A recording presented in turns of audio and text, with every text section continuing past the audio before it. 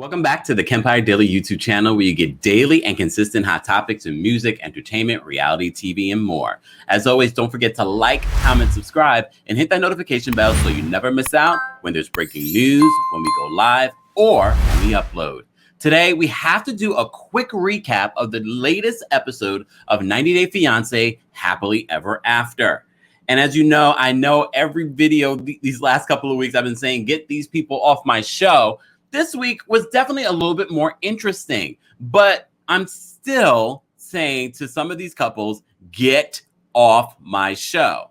And we'll start with the boring one so we can get to the really juicy stuff. Brandon and Julia. So this week she got her green card. Yay! Like we thought, we knew she was going to get it. But now there's conflict between the couple and the parents, or pre-produced conflict. Well, it seems as if the mom wants to throw them another wedding situation, because remember, they got married at the top of the pandemic, and it really was a very, although sweet, probably better than a lot of people. Some people could not get married at all, and it wasn't at City Hall. I thought it was a pretty decent wedding, but now they want to throw a bigger event, and Brandon and Julia don't seem to want to do that, and they think it might be a plot for the parents trying to keep them at the house, at the farm. Okay. And that's all you're going to get from me in this video in regards to Brandon and Julia. I'm not interested. What? Say it with me. Get off my show. Speaking of getting off my show, although this episode was pretty sweet and I believe it, and I have to say, Yara has grown on me. Yara in the very beginning, she almost gave us the same Natalie vibes, but I actually enjoy Yara, and I feel like it's a real story. It's just a boring story. Jovi being immature and acting a fool and wanting to act like he's grown, it's coming tiring because every week it's the same thing. And now Jovi is preparing to leave for a few months, and it's in the middle of a pandemic, and she's not sure when he will come back because he did get stuck the last time he went away for work. I understand where Yara's coming from. You know, she signed up for this relationship knowing the kind of job that he had, but it's also a pandemic, so she's limited on where she can go, what she can do. She also didn't expect to get pregnant, although there are ways you could have prevented that. But look, here we are. You already have the baby. But all of those things to play into this story is interesting, but not interesting enough for TV. Just saying. I do enjoy Jovi's mom. I like the relationship that she has with Yara, although it can be very, what's the mother-daughter-in-law situation? It is what it is. It's still not that interesting. If I could fast forward through these couples, I would, but I have to review them. So I have to watch and hate watch these couples. The third couple that moved over from 90 Day Fiancé to Happily Ever After, Mike and Natalie. I have to say, I enjoyed them this week. I enjoyed Mike and Natalie this week because Natalie and the mom, they literally were being so passive aggressive to each other and somewhat aggressive at certain points. Apparently, when Mike stepped out, he comes back and Natalie says, she called me a hooker. She called me a hooker. But we didn't have any video footage. We didn't have a soundbite. You know, a lot of people are speculating because, you know, English is not her first language, that maybe she misunderstood her. I don't know about that. I believe the mom called her a hooker, even if it was like in a joking way. The mom has been so passive aggressive this entire trip. Why wouldn't she call her a hooker? Maybe she was referring to the way that Mike was grabbing onto Natalie right in front of his mom and grabbing a certain part that you shouldn't be grabbing in front of your mother. Really, Mike? Mike is creeping me out. He's creeping me out. And it's not because of that. He's just creeping me out altogether. His relationship with his mom, his relationship with us, it's awkward. It's awkward. But I'm enjoying Natalie and the mom going back at it. You know, Natalie doesn't want to work. Natalie doesn't want to have kids yet. She wants to focus on her career.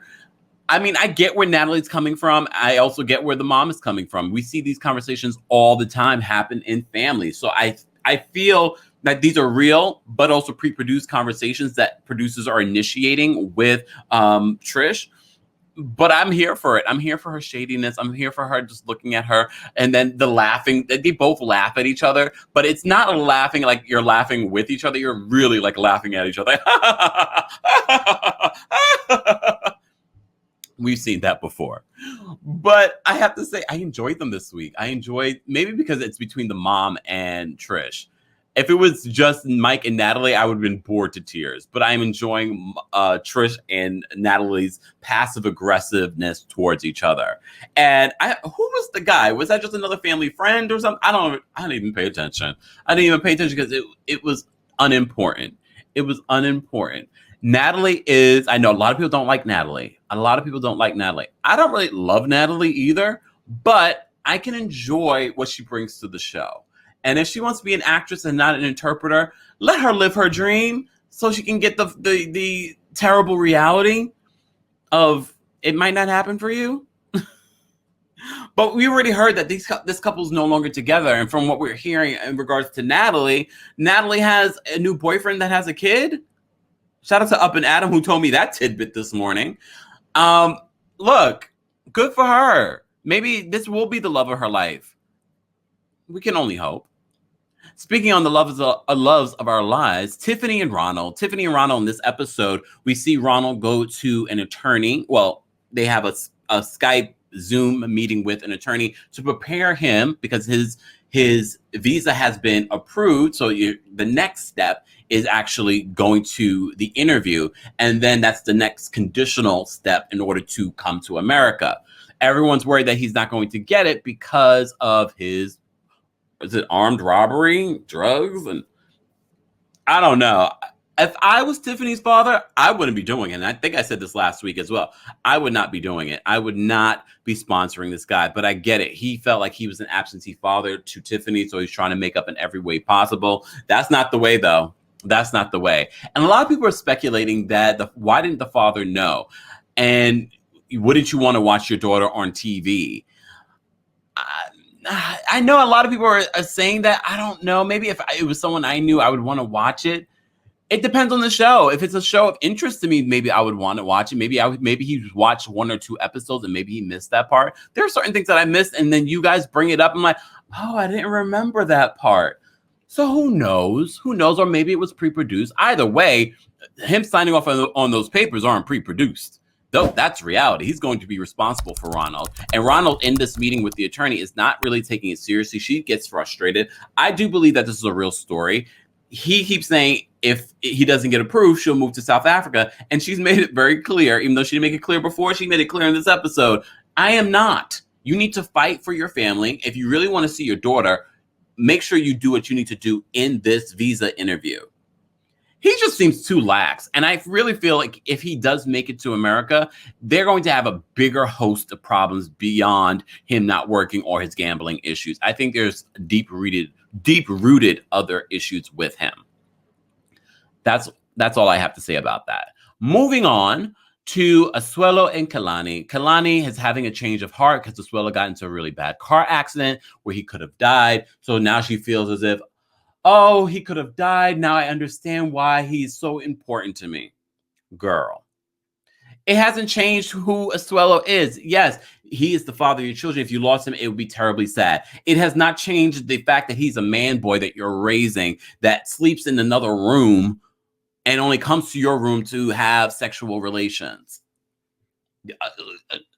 Are we forgetting this part? Like, there are bigger issues. Yes, it would have been terrible if he had passed away in a car accident. However, that doesn't change the reality of your relationship. At least not in my eyes. Maybe not in your eyes, but in my eyes, it did. It didn't change anything for me. But we will be following, as you know, she met with an attorney last week's episode or the week before, and the father is co-sponsoring. It will be responsible for Asuelo for a lifetime, but I believe, as I said before, that has changed since we have a new president.